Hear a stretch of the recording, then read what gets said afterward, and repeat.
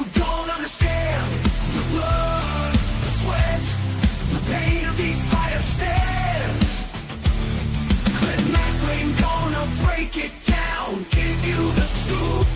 Hold on tight, this ain't no ordinary loop. UFC's the battleground where warriors collide. Die Hard MMA podcast, we won't hide. Clint's gonna get beat, analyze each brawl from the underdogs to the champions standing tall.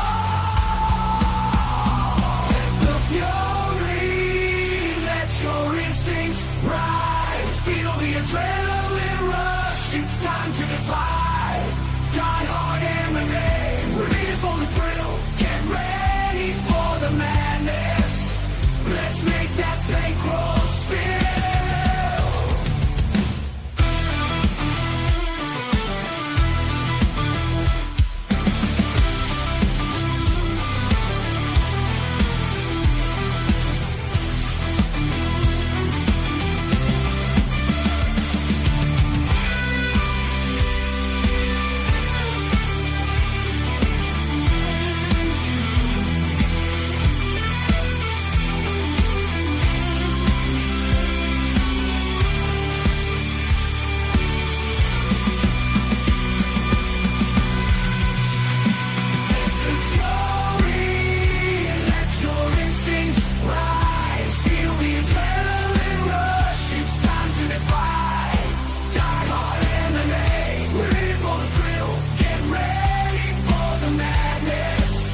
Let's make that bankroll spill.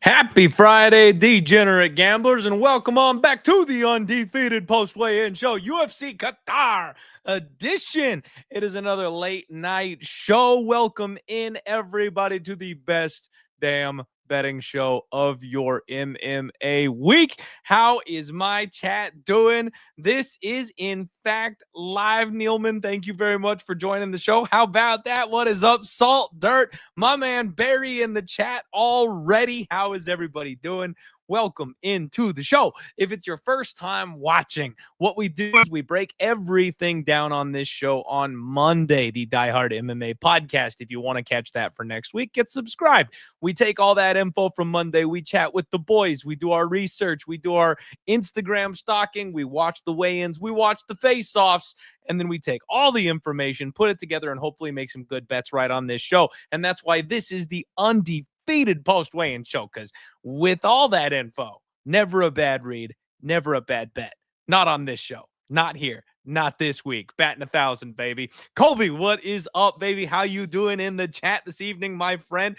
Whoo! All right. Just so you guys know, we are coming to you late this evening, and we are also going to be coming to you early tomorrow morning. Since we are doing UFC Qatar this week, don't forget, it's Mimosa and Waffles fight week, baby. No fireball and popcorn here. You better wake up early. Get you that breakfast burrito. Chorizo is my favorite, and make sure you've got a little something to sip on. I know it's first thing in the morning, but it's 5 o'clock somewhere, right? We get started early. So first and foremost, as always, shout out the sponsor. Thank you very much to cloudbet.com, supporting the show, bringing to you some of the best betting odds you will find out there, especially when it comes to the prop markets, and up to $2,500 when you sign up. Get in here. Play on CloudBet. You guys are going to bet these fights. You might as well be doing it on cloudbet.com. Use promo code DieHardMMA. Hit the link in the description below. Like I said, up to $2,500 in welcome bonuses for you. You guys take advantage of that. That's a big, big number for you to get your bankroll boosted if you guys are going to be getting going over there. All right. Welcome in. We see everybody kind of piling on in here. Christopher, what's going on? We got Kent rolling in here. What is up, my friend? Thank you guys for being here this evening. I have to apologize. My hardcore truthers out there, you know, I always do the hot props and the total takedown show for you guys. I wasn't able to get to those this week. Unfortunately, 'tis the season. My daughter got a little sick. And then also, guys, okay. Small tangent here. Okay. I know we try to keep this show tight, but your boy is exhausted. All right. my best friend got into a bad car accident just like a day or two ago. I actually had to like call out of work and like go pick him up. He's all right. He's all right. But it was one of those where somebody blew a red light. And so he got absolutely pasted by this guy. We just found out tonight the guy actually does have insurance. They thought he didn't have insurance at first. So just a massive relief for the guy. My best friend, God love him, he has he's got a working vehicle, obviously, but he's not working a great job. So if he lost that vehicle, it would be a massive problem for him. So the fact that he's got insurance, just a huge weight off. But between my daughter being sick and then having to like superhero save my best friend, jump in the car and, be there the second he touches dry land type situation. And you guys wouldn't believe. I am as loyal as it gets, right? My best friend texts me car accident, and I'm like, you tell me crossroads. I'm in the vehicle right fucking now. I'm on my way. So yeah, had to go pick him up. Yeah. So it's been that kind of a week for me. So I didn't get to the other shows. I do apologize. I'll try to cover that, some of that here on this show with you guys here tonight, but I would not be missing the Undefeated post weigh-in show. Thank you guys. Thank you very much for the concern in the chat. I'm glad he's all right too. He's, you know what? You guys, you think you get like a little taste of me. He is like unreasonably happy the same way I am 99% of the time. Like, and when you put the two of us together, we're just completely unstoppable. We're complete goofballs and nothing is taken seriously. And it's like we're 8 years old again when you put us in the room with each other. So couldn't live without the guy. I am beyond grateful that he's not seriously injured or anything like that from this accident. Car accidents are scary, you guys. So just a friendly reminder that no day is ever granted to us. Make sure you guys are treating everybody around you as well as you possibly can. You don't know the battles that they are going through, and call your loved ones, hug the people close to you, and that stranger walking down the street, the person that you don't know whatsoever, just treat them as nicely as you can. There's no reason. Hashtag don't be a dick, you guys. There's no reason. We can be nicer to each other. We can make this world a better place for all of us, actually, for all of us. So just keep that in mind. Let's get into the fights, though, because now I've gone on long enough, and we actually have some fights that we need to talk about. So let's get into it. First fight of the night, we've got some big boys kicking off our evening. We've got Merrick taking on Denzel Freeman. 256.5 for Merrick, and we've got Denzel coming in at 260 flat. Decent size advantage here for Merrick. Now, this one's got me all twisted, you guys, because if you recall, our boy Wheezy, who was Monday's guest, he is big here on Freeman, and he did enjoy the grappling upside. Wheezy thought there was a big deal having to do with this guy's grappling edge in this fight, and he got, what, minus 135 or something like that? I believe Freeman opened up. Pardon me. Geez, now I got hiccups all of a sudden out of nowhere. That's going to be fun for you audio listeners. Sorry about that. He was big on Freeman being the favorite here in this spot, and he was bold enough to say that this line was good all the way up until minus 300. He gave that number out. It was minus 150 when we were talking about it on the podcast. I hope some of you guys snatched that up, because the only way you're playing this guy now is if you parlay him. He's minus 225. I still don't know how I feel about this fight, you guys. I still don't like this fight because I know Freeman's got a significant level of competition advantage. I know he's got a significant wrestling advantage, and that all makes perfect sense to me. But he is sloppy, and he can be backed up. I don't know if he's going to fight optimally. There's a lot of stuff like that in this fight that I just don't want anything to do with. So I've tailed Wheezy here as far as I'm picking Freeman. I unfortunately didn't get down fast enough, so I didn't get the minus 150. I was going to throw like 1.5 units on the minus 150 to win 1 unit. I didn't get to it quick enough, and now he's minus 225. I will not be moving at minus 225. Total is 1.5. Over is plus 120. Under 1.5 is like minus 155. They are making you pay for this under, and it's low-level MMA. We see finishes at a much higher rate with low-level MMA. So Freeman, maybe Freeman by knockout. Those are probably the way I would tend to lean here. Freeman by KO using cloudbet.com is plus 149, so you can get a plus number on that.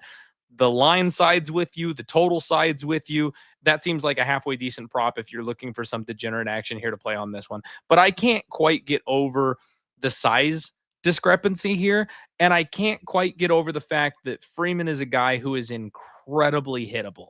You know, the tape that I watched, he played around with guys on the feet. So it's one of those ones where if you told me he was going to shoot a double leg and come right out here and put this guy on his ass and that's all he was going to do, I would definitely be a little bit more in on that. But he's 34 years old. So he's a guy that's a little too old to be a prospect. And we see these types of fighters fall apart all the time. He's taking an undefeated guy here who has a size advantage, who's a couple years younger than him. He's also too old to be a prospect. Let's be real.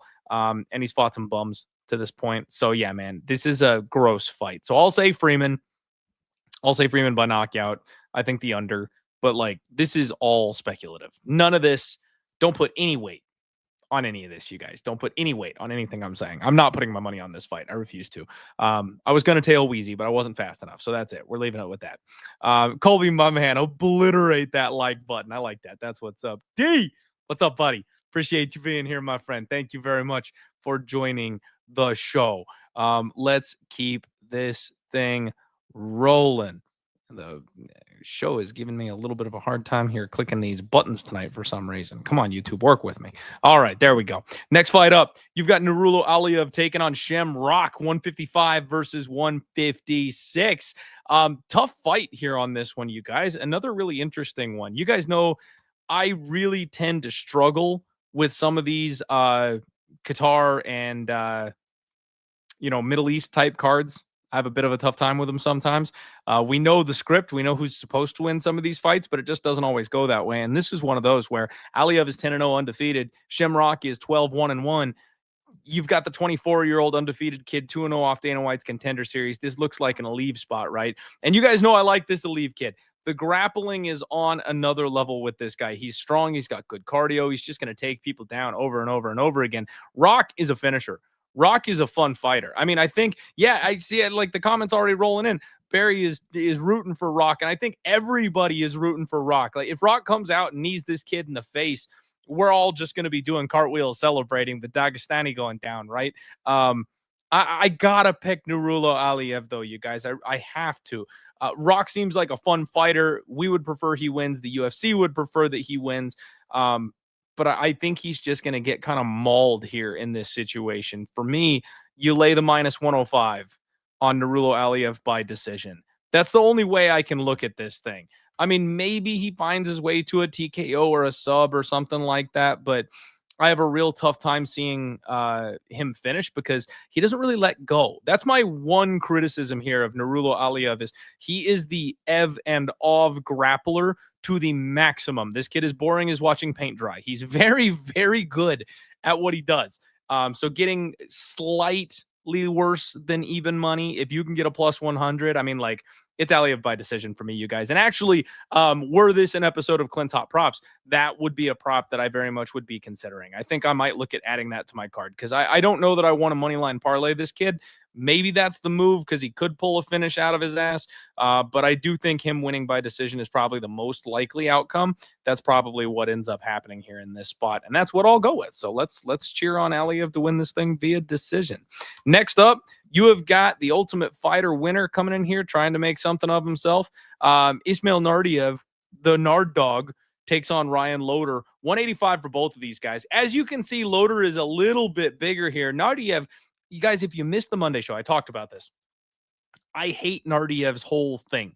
He's too small at 185 in the UFC. He fought at 175-pound catch weights instead of cutting all the way down to 170 on the regionals. He went 3-3 fighting regional bums, being a weight bully because he couldn't make 170 pounds. This kid ain't it, okay? He's a quitter. He has no heart. He has a poor gas tank. So as soon as you end up putting him into the deep end, he will quit on himself and look for an exit. We've seen it time and time and time again. So this is an absolute must bet the other side. If I'm betting anything at all, this is dog or pass. Now, I'm telling you guys, I am passing because this is UFC Qatar, and it's one of the places where we know shit gets a little crazy. Now, this is the Undefeated Post Weigh-In Show. We need to talk about the weigh-ins here for a second. I'm not going to read off a single name that missed to you guys today. Some of these fighters look rough on the scales, you guys. And I know we've had some shenanigans in the USA too, but I'd be willing to bet a couple of these people might have missed weight for this fight card if we weren't in Qatar. We're talking the scale is doing this thing like nowhere close to settling, and they're like, oh yeah, you're good. You're good. They're just giving it to people. So I don't like I don't like this. I always end up being on the wrong side of the common sense spot, right? Like it seems so obvious, and for some reason I'm still wrong about it. This is obviously a spot where Ismail Nardiev is the guy who's going to get the pop from the crowd. He's going to get the pop from the judges. If somebody slipped a 20 under the table, if a couple shekels passed hands to swing around, Nardiev is going to be the guy that gets that nod here. But Loder is the only one who I can bet because Nardiev sucks. Loder's going to be a little bit bigger.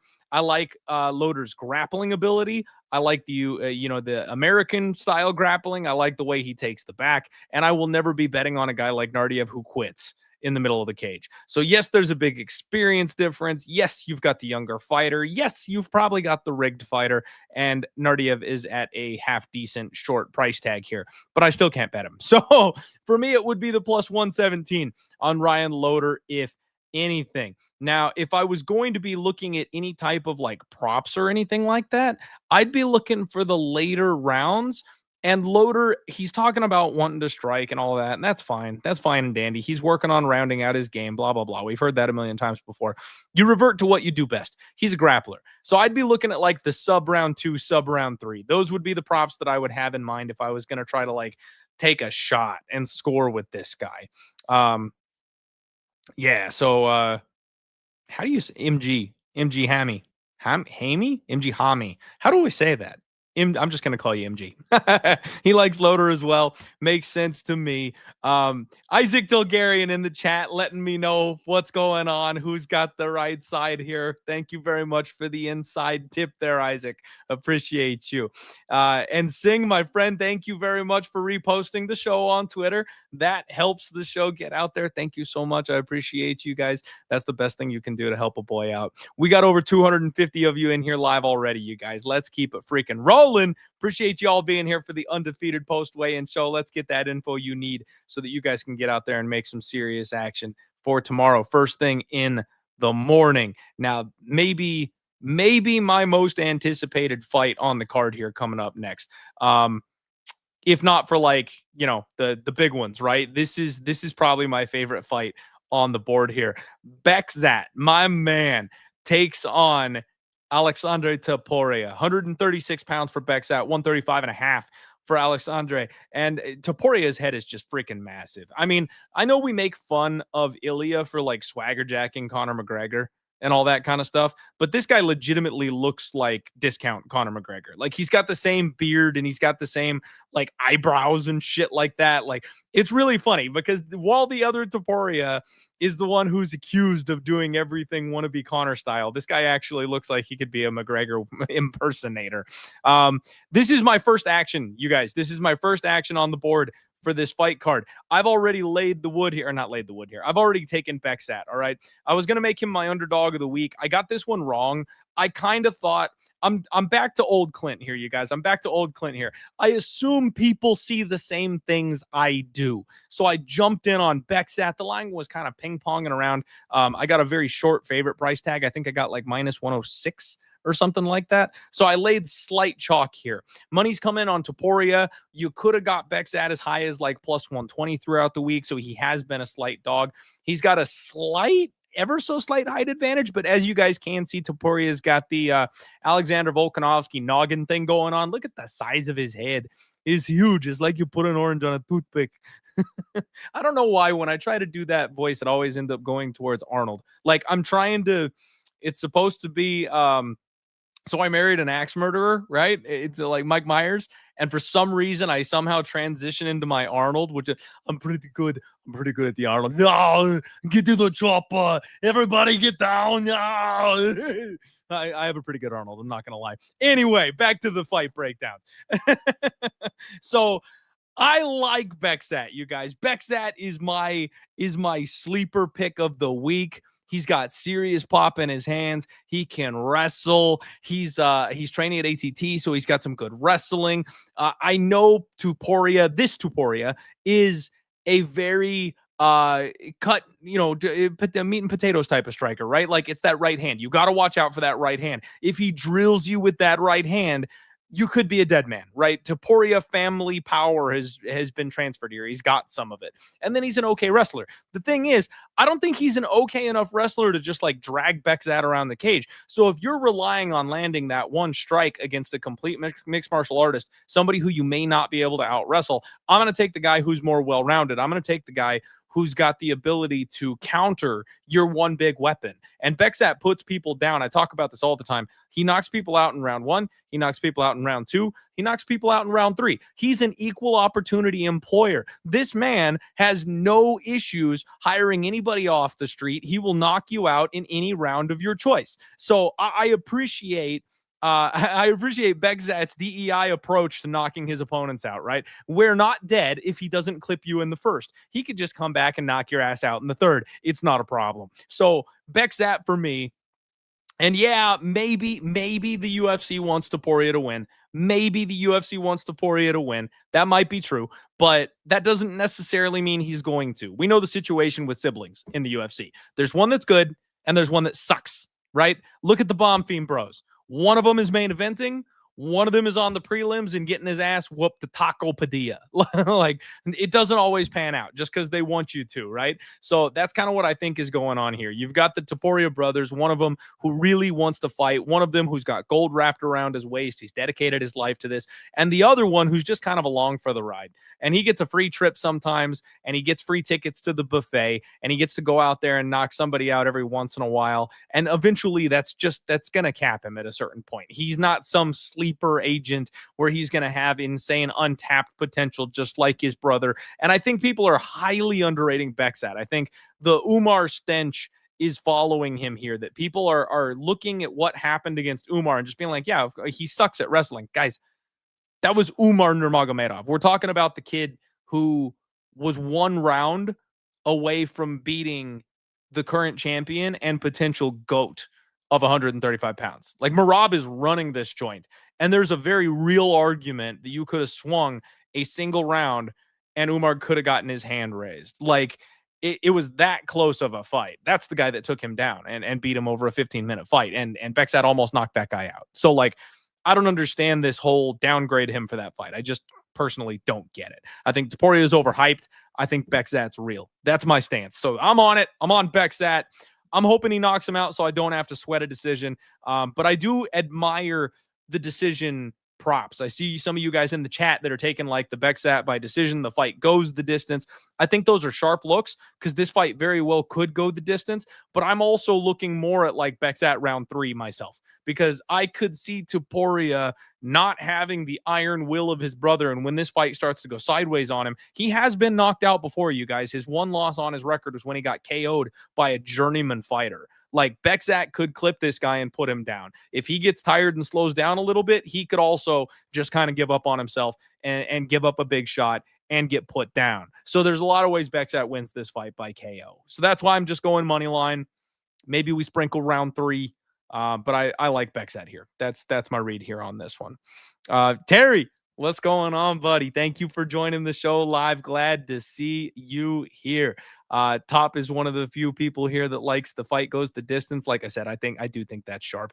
I think that's sneaky. Let's see here. We got Robot says, what is going on, my guy? Here's my UFC bicycle parlay. We got Freeman by KO at plus 130. Topuria ends by decision at plus 145. Saryukian by sub. And Alstemir. Who's Alstemir by KO? Shamrock by sub. Who is Alstemir? Is that Ozdemir? I assume you were trying to type Ozdemir by KO for that one. I think that's a pretty nasty little cycle you got there. Good luck with that one. And we will talk about Dalby. He's not an auto bet, but he's definitely something that you need to kind of pay attention to now, isn't he? The next fight, though, that we're going to get into here, you guys, going right in order, of course, is Abdul Yakiev taking on Rafael Sequeira. We're going to save a couple minutes on this one here because, yes, they size up well. Yes, they both look good. Yes, they both have muscles. Sequeira sucks. You guys, Rafael Sequeira sucks. I'm going to bury the lead here. It is Yakiev in round 1. Sequeira quits on himself. He does crazy things, spinning heel kicks, And if he doesn't catch you early, he has no ability to win the fight.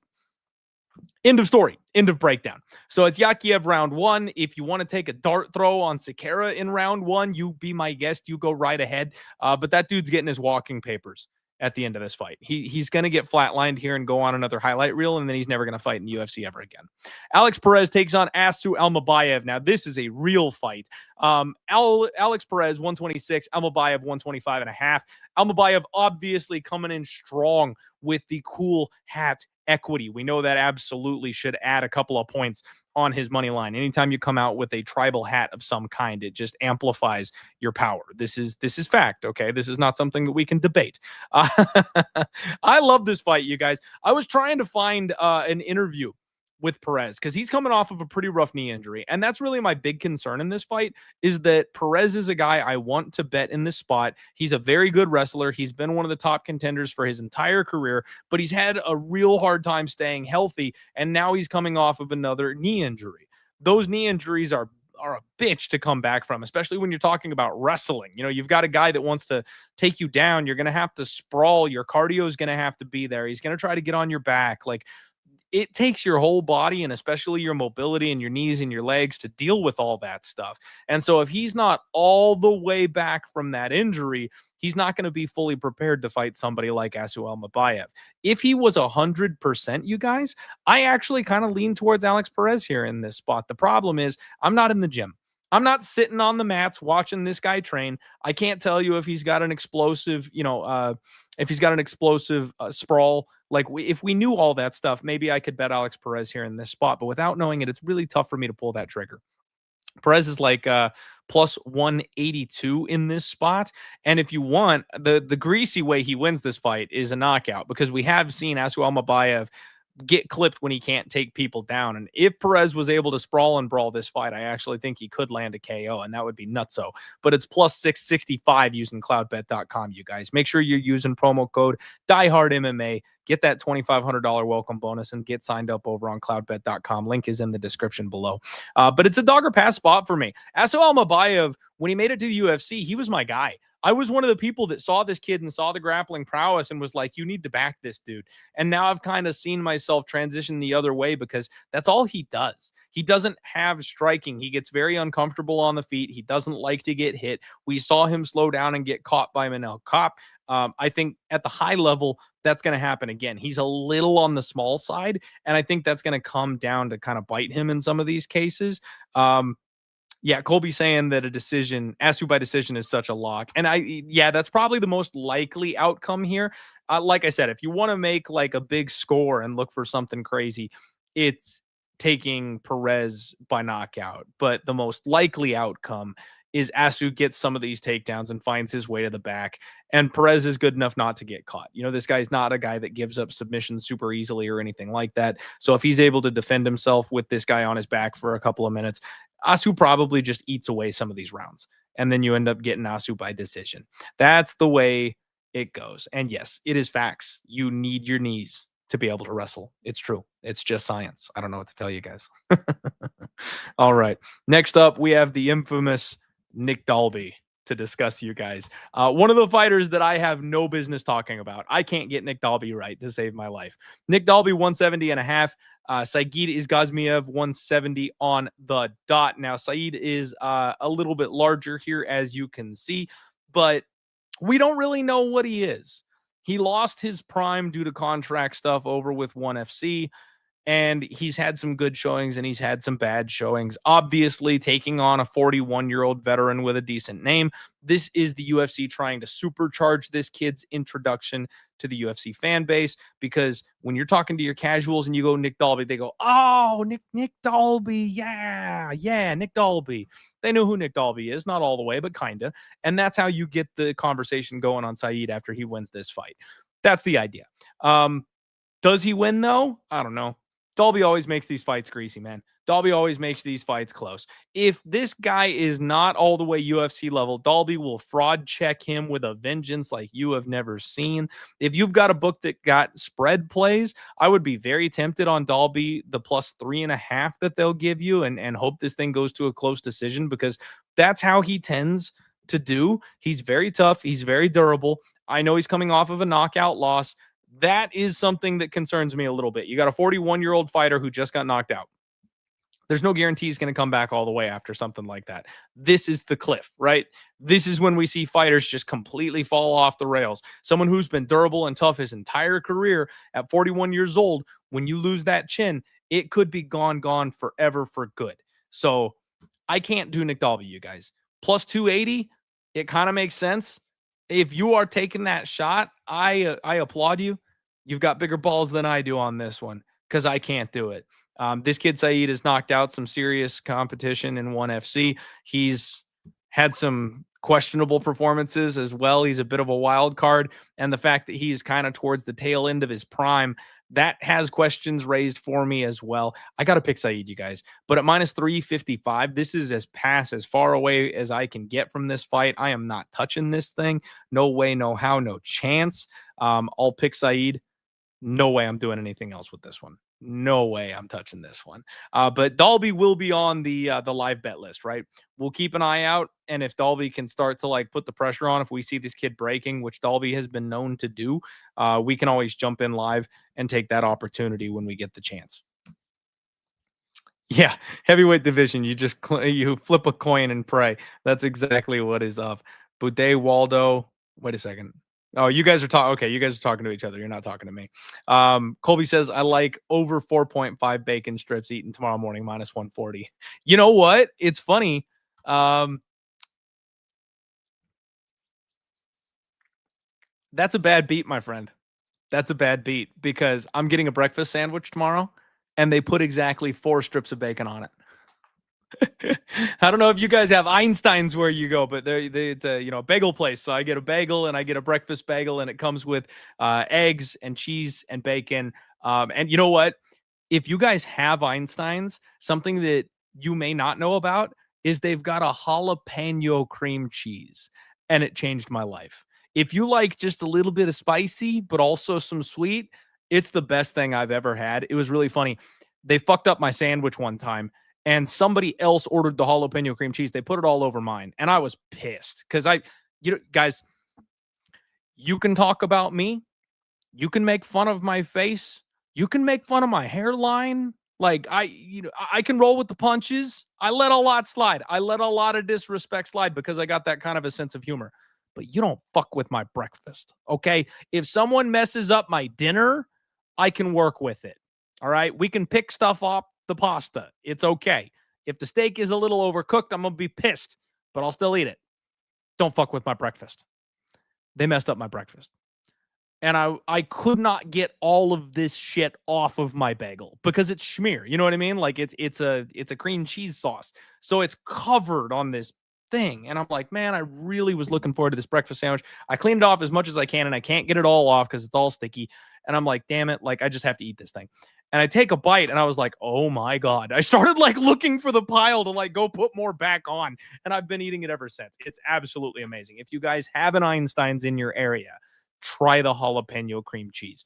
But like I said, my friend, bad beat, unfortunately, because exactly 4 strips of bacon. The under at plus money will cash on that bet. Bogdan Grad, 145.5, takes on UFC newcomer and Cage Warriors standout Luke Riley. My God, look how big Luke Riley is. Okay, so guys, this is why we do this show. This right here, size is not everything. Size is not everything. Sometimes, skill wins out. The smaller fighter can be more technical. Absolutely. But this kid is a monster, okay? When I envisioned this fight in my head, the way he's built, he looks like he's a little skinny's the wrong word, right? But I thought he was a little bit more like I thought he was a little more spindly. I thought he was a little more wiry. And I thought Bogdan Grad was going to have a significant size advantage here. I thought he was going to be like tall and skinny and thin, and Grad was going to be built like a brick shithouse because he is. This kid is larger than Bogdan Grad. This kid has got muscle packed onto his frame. My entire way I've envisioned this fight playing out in my head has been flipped just because I expected Bogdan to be able to kind of bully this kid around the cage physically. My eyes are open here to Luke Riley at this point. I already felt like it was a fight being set up pretty well for him. I have not had a great read on Bogdan Grad, but he is a guy who has fought above my expectation for him. I'll say that. I thought Bogdan Grad was kind of a bum. I really thought he was a bit of a bust.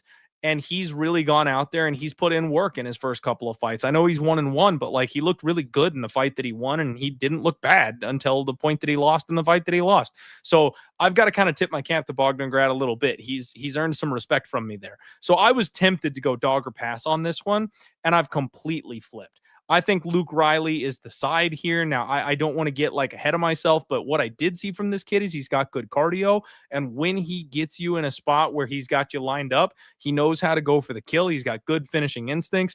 I'm going to lean towards Riley by KO, you guys. Plus 142 using cloudbet.com is the Luke Riley by KO prop. And I always worry about these debutantes and their big money lines. You guys know that. Bogdan Grad is plus 217. So you're getting a big, juicy, fat number if you want to lay it with Luke Riley. But that's kind of the only way I can really look here in this spot is Luke Riley to win this fight. I wouldn't be surprised if he has to go through a little bit of fire, because Bogdan really does come out and put your feet to the fire. He does everything he can to make you uncomfortable and get in your face. And then he'll throw weird spinning shit and stuff like that. Yeah, see, Dylan, that's the thing. I always want to fade the debut. That's the thing. I always want to fade the debut, but I can't quite get there on this one. Good luck. Good luck to any of you guys betting Bogdan Grad. I'm going to say Luke Riley gets this thing done. I'm going to say he wins this thing by knockout. But it wouldn't shock me. It really wouldn't if Bogdan made this a fight. If this thing got close and they got in there and started beating the hell out of each other, I wouldn't be shocked whatsoever if Bogdan went out there and made this a fight. But seeing the size difference, I'll bet you Luke Riley has a bit more pop. And that changes everything the way it plays out in my head. If he's able to tag Bogdan and get the respect on the feet, that's the thing that kind of switches this here for me. All love for you too, bro. Good luck. Appreciate you. Let's see here. Would I ever do a fight companion? You know, I've jumped on with my boy Keg for several fight companions. You know, he hosts those and does live betting shows pretty much every single weekend. I've jumped on with him and done that. I also used to do that with Pub. I used to go on a fight companion with them. I haven't ever done my own. The problem is usually we're doing fight nights at my father-in-law's house. So usually I'm with the family. So I can't be just like an entertainer for 12 straight hours while the fights are going on talking with you guys. I would actually love to. It's something I've always wanted to do. It sounds like a good time, but unfortunately, it's tough with the amount of content I make for you guys, then taking like the full Saturday for like 12 hours of fights away. My daughter gets a little upset at that, and I gotta spend some time with her. And then I spend all day studying so I can do the Monday show. Yeah, it's tough, man. It's tough because when your daughter wants to spend time with you and she feels like she misses you, I got to tell you, those big sad puppy eyes when she wants to just chill with you and play a game of Mario Party or Mario Kart or something. It's tough to say no to that. It really is. Top is saying, I think Bogdan Grad wins by sneak attack. I like it. Plus 220 is a steal. Like I said, good luck, man. Good freaking luck. Absolutely. No. Sorry, guys. That will not be happening. There's a whole lore story there with that one, but that is not a thing that will ever be happening. So hate to bust your bubble. I'm sorry, but no. All right, guys. Next up, we've got Tagir Ulanbekov taking on legend and UFC returning Kyoji Horiguchi. 125.5 with Tagir Ulanbekov. Also 125.5 for Kyoji. And there's a massive size difference here between these two guys. The height and the reach with Tagir is absolutely insanity. Now, this is one where I'm not at all surprised, right? We always know Tagir is going to have a height and reach advantage in these types of fights. It's what he does. He is one of the people that we are concerned about the cheating with when it comes to the scales, right? This is one of the guys who might have gotten an extra half-pound allowance or something like that when he got on the scale. Little sus, little sus. He looks like death on the scales, you guys. Every single time Tagir gets up there, he looks like death on the scales. And Kyoji, an absolute legend, training over at ATT, training with guys like Pantoja. I mean, this is a guy who was 7-1 in the UFC when he was done with his first run. I am so excited to get Kyoji back here. He's a little older. He's a little long in the tooth. It's 35 versus 34. Kyoji is 1 year younger. But yeah, man, I really love freaking Kyoji in this spot, you guys. I have been trying to fade Tagir for a very, very long time, and it's been close a couple times. I'm really upset that I missed the boat here, though, because people are piling in onto Tagir Ulanbekov, and I bet Kyoji at like plus 160, plus 165 is, I think I got plus 167, something like that. Kyoji is plus 198 now, dang near 2-1. Now, I should have known, we're in Qatar. Obviously, the OV is going to take the action. Obviously, the height and the reach is going to make a difference, and people are going to bet based on the optics. So I should have known better. I should have waited. I got a little too excited. Like I said, I thought people are going to see what I see. I don't think Tagir can stand with Kyoji. I standing this fight is all one-sided traffic, in my opinion. Kyoji is going to whoop this man's ass on the feet. He's going to be so much quicker, so much faster. If he gets caught, that's the big thing. Those front chokes with Tagir, that's the threat. Kyoji can wrestle if he wants to. He can defensively wrestle as well. I think he's going to be able to just be too fast on the feet. And then I think he'll be able to minimize the damage on the mat. He'll be able to shuck some of the takedowns and keep the fight standing. And even if he has to edge this thing out a little bit, I think he can do that. So I'm on Kyoji. I got a bad number. I got a bad line. That's the Link Memorial Dog of the Week. But I don't love the optics here, unfortunately. I don't love the optics here. Okay. And I'm not sure if you're talking about the magic thing or if you're talking about my favorite breakfast foods, because chorizo breakfast burritos is where it's at, my man. r/diehard. Please, if we got a Reddit going for me, you guys, it's going to be an absolute shit show in there, especially the way the last 2 years of my betting life has gone. A Reddit chain of me would just be, it would be god awful. Like, people would have to scroll so far to get back to the good stuff. Oh my God. Man Cave says Kyoji is going to have to finish if he wants a win. The judges already have the scorecards made. Now, normally speaking, I would agree with you, except that Kyoji is a pretty big signing. Tagir is kind of the letdown of the Nurmagomedov family. So I don't know that they are just going to insta win him in this spot. He's been beaten by some other people that are not great. He's a little on the older side. Kyoji is a big signing for the UFC. That is a well-known name and like a certified legend. They could do like super fights with Kyoji. So it's not necessarily the hometown guy that gets the rub. It's whoever's best for business that gets the rub. So I think there's a very real possibility that the scorecards might be filled out on my side of things, which is yet another reason why I wanted to jump in early, because I wasn't sure how that line was going to move. I was happy with plus 160. I'm pissed the line went against me, but I was happy with plus 160. We'll see what ends up happening. All right, guys. Next up, we got the big boys. Waldo Cortez Acosta taking on Shamil Gaziev. 265 on the dot for Waldo, who's just an absolute legend in this spot. My goodness. He took this fight on a couple of days' notice. He was 12 pounds over the limit, cuts weight, flies halfway around the world, and still makes weight for this fight. I mean, this is some Kevin Holland level shit. Like, we got a heavyweight who's willing to say yes to anybody and jump on a plane. This is a crazy fight, you guys. I actually think this is better. I actually like this better. So Shamil Gaziev went from being a decent sized favorite over Sergey Spivak to now being an underdog here against Waldo Cortez Acosta. And I was hoping that the Shamil Gaziev fandom would keep this line a little bit closer. You've got Waldo Cortez Acosta. He's sitting about minus 150 right about now. And I actually really like Waldo in this spot, you guys. I got to tell you, the Pirate has brought me all the way around, right? He earned some respect with that last fight. So I've been a little down on Waldo where I'm like, I don't like he fights really close. You know, he's just a boxer. Like that's kind of his thing. He'll just jab and move. He's a little light on his feet for a heavyweight, which is impressive, but he doesn't have a ton of power, unless like in his last fight where he just bites down on the mouthpiece and goes for it. He doesn't do that all the time. Usually he's more about picking you apart and keeping the range and stuff like that. So the fights end up being a little bit close.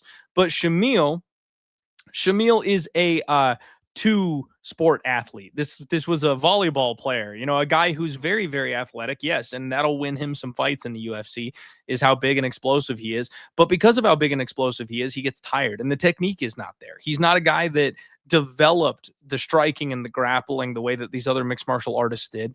And he's going to be at a significant boxing disadvantage in this fight. You know, they rushed Shamil Gaziev up the chain in his first round here at the UFC. They really tried to make something of him like immediately. And we found out real quick that he was not able to swim with the big dogs. Let me see here. I want to say it was Jared Cannonier is the name that's stuck in my head, but it's heavyweight, so that's the wrong guy. Why can I not remember his freaking name? Jairzinho Rosenstruik. That's the one. It took him until round 4, but that was a fight where Jairzinho was just being way too patient. Like he could have ended that fight a whole lot sooner. Now, going from Martin Buday to Jairzinho Rosenstruik in your second UFC fight, that is a massive step up in competition. But that kind of tells you what the UFC thought of Shamil Gaziev when he made it to the UFC in the first place. He's also a bit older, 35 years old. So I don't expect him to catch up to these guys on a skill level. He's going to have to kind of beast his way through some of these fights, and that's really what he's done to this point. We have seen, however, that Waldo Cortez Acosta is incredibly tough. He is incredibly durable. I mean, a really bad eye poke in his last fight against Ante, and he still said, you know what, no, you're not taking this from me, and came out and knocked the dude's ass out. He was supposed to lose that fight, you guys.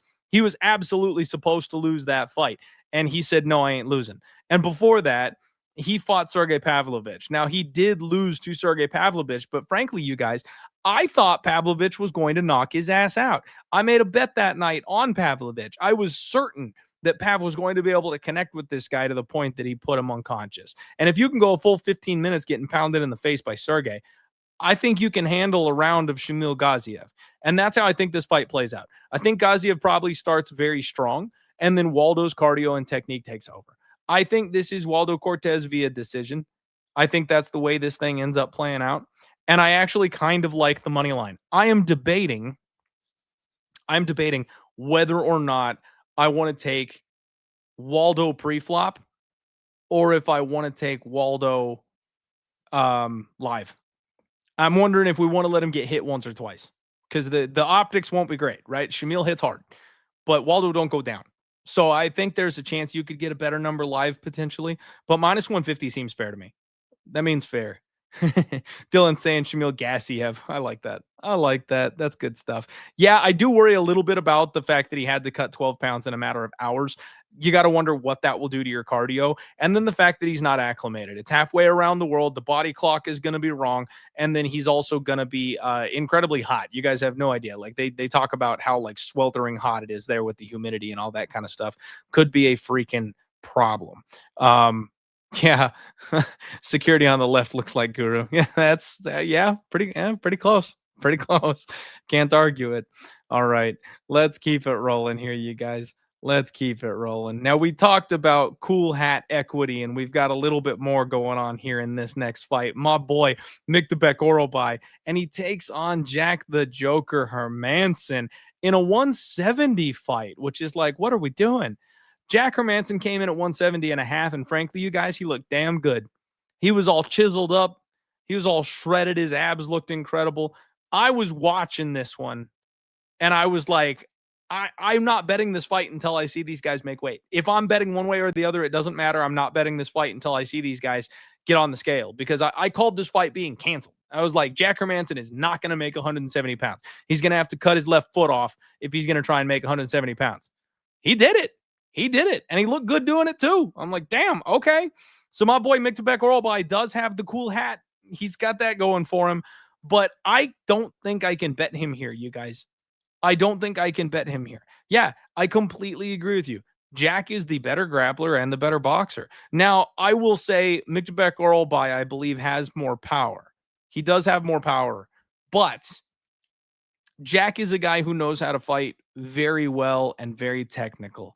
You go back to the Chris Curtis fight where he just jabbed him to death and he used his footwork and he made sure to mix up the distance and he never really let his opponents get his hands on him. We're going to be in the big cage here. Miktabek Orolbai is going to struggle with those exact same challenges. And we've seen Jack use his offensive grappling.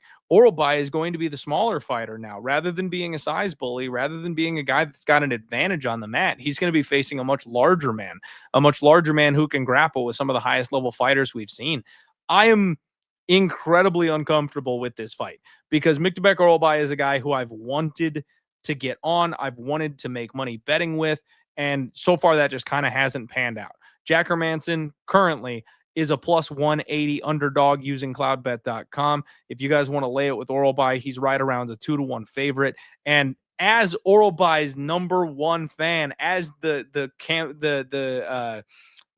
operator here, the conductor of this train, I can't bet him in this spot. I want to say that it's Orolbai by knockout. I've seen his striking on the regionals be effective enough. I think he can clip Jack and hurt him. I worry about what the weight cut does to a guy like Jack in this spot. But I also need to believe what my eyes are telling me.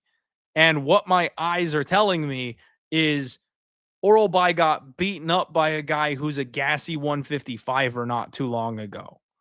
So I don't know that he's ready for this step up in competition yet. And I think he's a problem down at 155 pounds. I don't know that he's going to be a particular problem at 170 pounds. So we just kind of have to wait and see how this goes. I think Orolbai, there's a chance that maybe the weight cut was hindering him. He might also be more physical and stronger at this weight class. And if he clips a guy like Jack, who's, the ripe old age that he is, 34, 35 years old, which isn't that old. Oh, he's 37. My bad. 37 years old, coming off a couple KO losses. He could knock him out. He could knock him out. And that's what I'm hoping happens, for my prospect and for my pride. But I can't bet plus 225 on this knockout prop. That doesn't make any sense. I need to see Orolbai get in there and out hustle a guy like Jack. I can't do it blind. So, yeah, 10 years younger makes a difference. It definitely does. Definitely does. So, man, I am still saying Orolbai, you guys. I'm going to say he's going to find a way to win it. The younger man is going to find a way to win the fight that he is supposed to fight. But I just can't tell you how he gets it done. Maybe it's a knockout. Maybe it's a greasy decision. I don't like it. I don't like it one bit. I wish I could bet my boy. But the last time I bet my boy, he cost me money. So we're going to hold off on that. Next up, you've got Volkan Oezdemir. And he's taking on Alonzo Nuclear Minifield. Oh, boy. 206 for both of these men. I still can't get over the physique of Alonzo Minifield.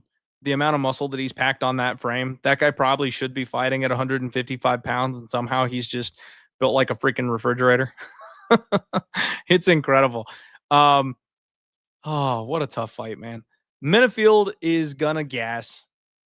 Volkanen does not hit as hard as his resume or his nickname says he does. I think this is a levels fight. Volkan Oezdemir should be able to just kind of box and stick and move and stay away from Alonzo Minifield. But if he doesn't, you could get that runaway freight train from Alonzo Minifield. You could get this man smashing him on the chin. Yeah, I could see that too. Alonzo gets gassed and gets starched in the second. MG says no time. I believe it. Yeah. So, guys, I've been trying to fade Alonzo Minifield, but unfortunately, he's found a way to win these fights. And that's where I've got that begrudging respect. Especially like the Umar Sy fight and the Julius Walker fights. There were other ones that I faded him where I was like, yeah, he should lose these. But those two fights hurt me and hurt me bad because I was like, Julius should whoop this guy's ass, even on short notice. And he won a split. Was it the right decision? Probably not. I probably should have cashed that ticket. But at the end of the day, he won the fight. And then Umar Sy got fraud checked in that spot. He should have absolutely won that fight. And he couldn't and he didn't. So I have to respect the fact that Alonzo Menifield keeps coming out here, giving max effort, and finds a way to win these damn fights. He should be losing these fights. He shouldn't be as good as he is, and somehow he keeps winning them anyway. It bothers the hell out of me. It's cost me a lot of money, and it's very frustrating. So I can't bet on Volkan Oezdemir in this spot. I also, by the way, want to fade Volkan Oezdemir because Oezdemir is a guy whose chin is deteriorating pretty rapidly, in my opinion. So I think we're seeing the downswing of Volkan Oezdemir, and I don't know what to think of Alonzo Menifield. It's a fight I want no part of. This is a freak show fight that I want nothing to do with. Nothing to do with. Next up, you've got a real fight, though, you guys. Here we go. Co-main event, Bilal Muhammad takes on Ian Machado Gary. 171 for Bilal, 170 on the dot for Ian Gary. You guys know I'm Team Bilal. You guys know I'm Team Bilal. But, man, he got up there on stage this week, and he tried to make a pop culture reference with his trash talk. He said something about rolling with 17-year-old boys in the training room was like Epstein without the sex. And it was,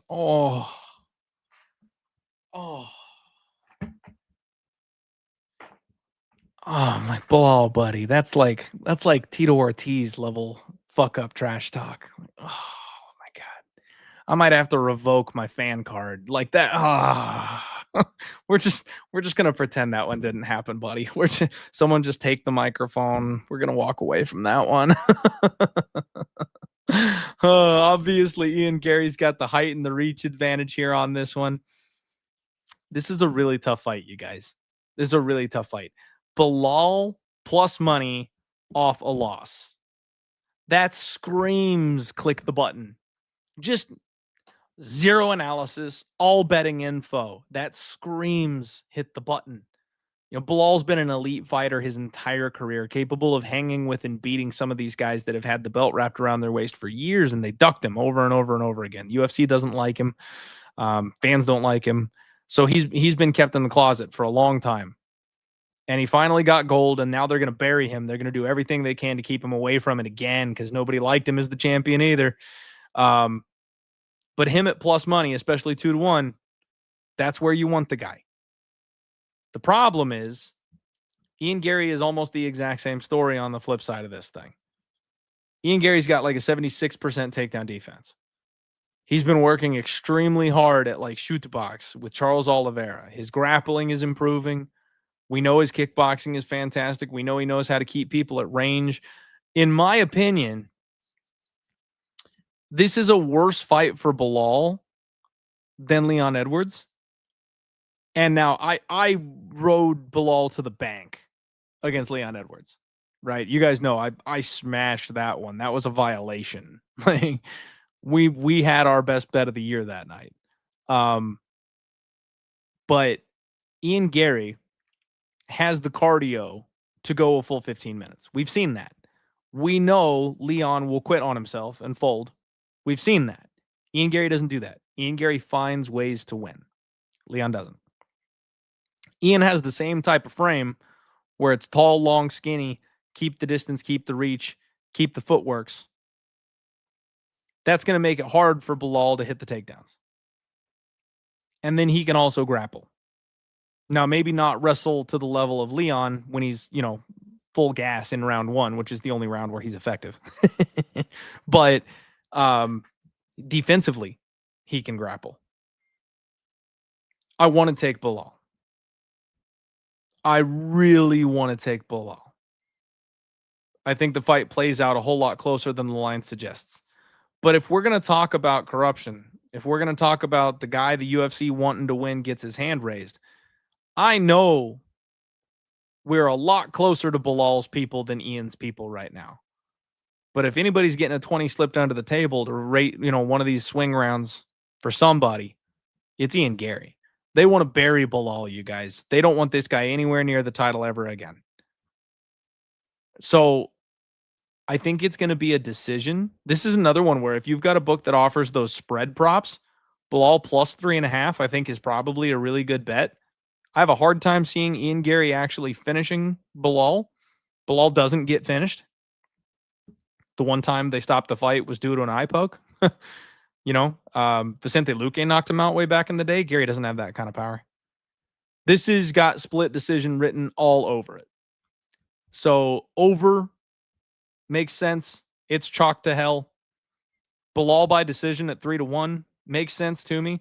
Rather than laying or parlaying with Ian Gary, guys, I got to tell you, this is your PSA of the week. If you parlay Ian Gary this week, and I know his fight odds look like they're perfect for a parlay, if you parlay him, your butt will be so tight by that third round because it's going to be 1-1. Ian Gary probably will have his back on the mat, and you're going to be screaming to get up and do something in that third round. You're going to be screaming at this kid, get up, do something. Just play Ian Gary by decision. If you're going to bet Ian Gary, just play Ian Gary by decision. Save yourself the heartache. Because when they say winner by split, you'll feel a whole lot better about -25 than you will -300. I promise you that. Yeah, I kind of lean towards Bilal by split as well. I think Bilal by split, you're getting 3-1 on Bilal by decision. It's not great, especially when the money line is plus 241. You know, cloudbet.com actually has a better I'm sorry, they've got a better number on the decision. It's plus 365. Wow. So for comparison, you guys, like DraftKings has plus 300 for Bilal by decision. You're getting almost nothing when compared to his money line. Cloudbet has plus 365. They're giving you some extra meat on that bone for that decision prop. So make sure you're using all available options. Go out there and get the best line. And more often than not, you're going to find that best line over on cloudbet.com, you guys. So it is time. It is time, ladies and gentlemen. We are going to talk about your main event of the evening. And things got a little interesting here on this one today. I'm gonna have a tough time even getting like a photo up here for you guys. 1 second, because there we go. It's not gonna be great. They're moving around too much. We got Arman Tsarukyan and Dan Hooker. Now, as you can see here in the photo, Dan like widens his stance and he like jerks at him, like tries to make him flinch, trying to like, I don't know, like feint a karate thing at him or some shit. Look how far away he is. You're not getting 2 for flinching from 5 feet away, buddy. Arman seemed to take that very personally. And when he got in there close to size up with him, he straight headbutted him. This shit wouldn't fly in Vegas, you guys. Like Arman's getting a fine and getting suspended and all that kind of shit for this. We're in Qatar. They can get away with some stuff here, apparently. Obviously, Dan Hooker's got the height and the reach advantage, but if there was ever a person who fits the moniker of brick shithouse, it's Arman Tsarukyan. This man was quite literally built in a lab. Like, I say that about people, but Arman really might have been. Like, he's got like family money. He's got like blood sand money, and he eats like the fanciest caviar sushi anyone's ever had in their entire life. This man survives on that kind of stuff. So I legitimately think he was built in a lab. He is a test subject. I love this fight. I can't wait for this freaking fight. Yeah, they're expensive, MG, but I would love some abs too. You know, after we hit the turkey hair transplant, that'll be the next thing on the list, right? We'll go get some Liver King abs installed afterwards. Oh man. So we have got Arman Tsarukyan, who's a big favorite in this spot, plus 536 on Dan the Hangman Hooker. You have got a massive favorite in Arman Tsarukyan. He is all the way up to like minus 750 in some spots. Colby with the call of Arman sub 2, which, that is intriguing. The problem for me is I think Dan Hooker, he loves a good fight, man. Dan's here to fight. You've got to kill this guy to get him out of there. And I don't know if he just gets run over by Arman Tsarukyan. I really don't. Arman is trying to like fill in short notice for like a Fallout title situation and like wants to turn around quick after this and go get the belt. And he's been working real hard on his grappling. That sub prop might actually be like sneaky good, but he likes to work with his hands. He's got fast boxing. When he comes in for that double leg, he feints it and goes overhand and rocks a lot of people. We actually took him to win by knockout over Charles Oliveira, which I thought for sure we were going to get. He can wrestle. He knows what he does. He knows what he's got to do on the mat. Dan Hooker's a guy that's taken so much damage at 35 years old. He's been knocked out 3 times. He's been submitted 3 times. I just kind of worry about him a little bit because, man, if you finish him, it's got to come early. That's the thing with Dan Hooker. I thought that my boy Jalen Turner was going to just kill him. He hit him with that massive head kick, if you guys remember, and somehow Dan managed to stay conscious. And then that fight turned into a dogfight. And then Dan almost finished Jalen Turner in the 3rd round. Because if you do not get rid of him, he keeps coming.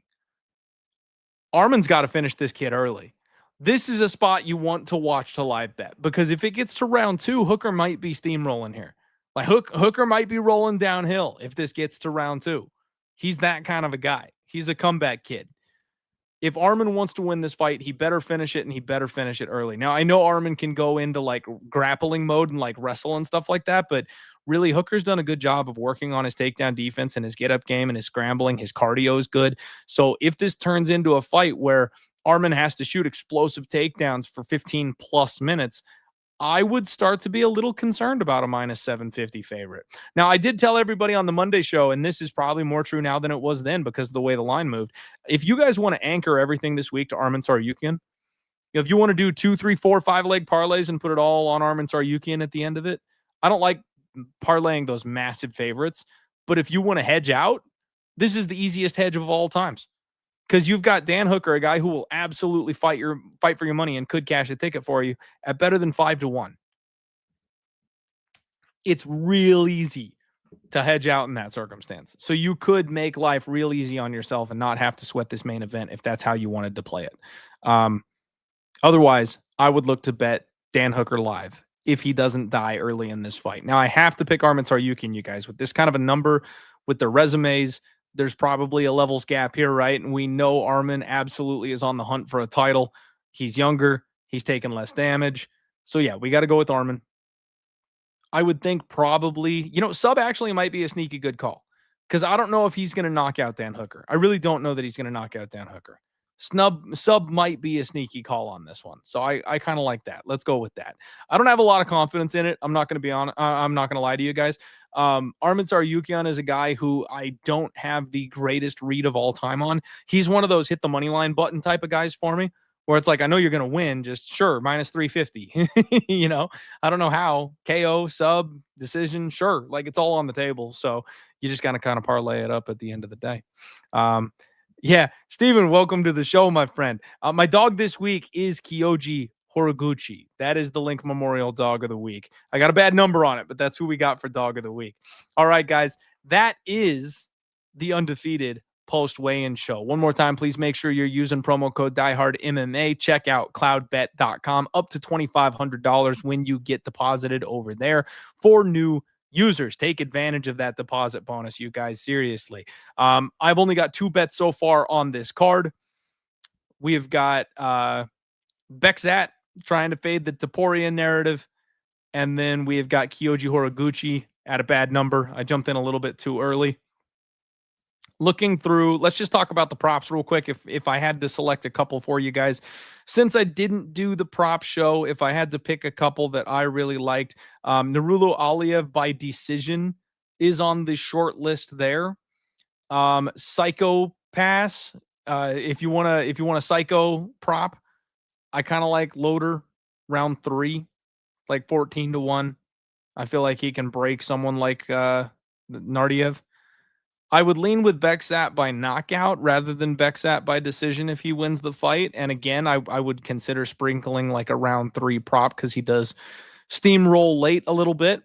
Yakiev round 1, I think he gets it done quick, and I think he gets it done early. Crazy dog shot on Perez by knockout, I think, is tempting against Asu Almabayev, but it's probably Asu Almabayev by decision. That's the most likely. That's the one where it's like it's one or the other, right? If he doesn't win by knockout, he's probably not winning any other way, but I could see the upset there with Perez. Man, I don't like Dalby. Like I see it, but I don't like Dalby. I'll say Luke Riley by knockout. That's close to even money. I like Luke Riley by knockout, probably. Kyoji, Oh, I want to say Kyoji. I want to say Kyoji finishes, man. I don't know why, but I feel like Kyoji like welcomes himself back to the UFC here. He is my dog of the week. I've already got him on the money line. And I think Tagir is slowing down to some extent, and Kyoji could catch him with something big. You know what I mean? I know he's never been finished. That's my problem, is that he's never been finished. I could see Kyoji being the first one to do that. Kyoji by knockout or Kyoji by decision. Decision's probably more likely if we're being honest about it. But I like Waldo Cortez.